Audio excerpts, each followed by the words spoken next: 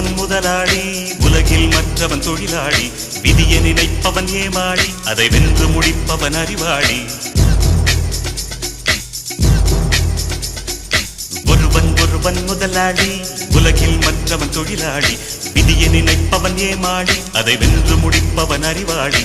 பூமியை வெல்ல ஆயுதம் எதற்கு, பூப்பறிக்க கோடரி எதற்கு, பொன்னோ பொருளோ பொற்களம் எதற்கு, ஆசை துறந்தால் அகிலம் உனக்கு.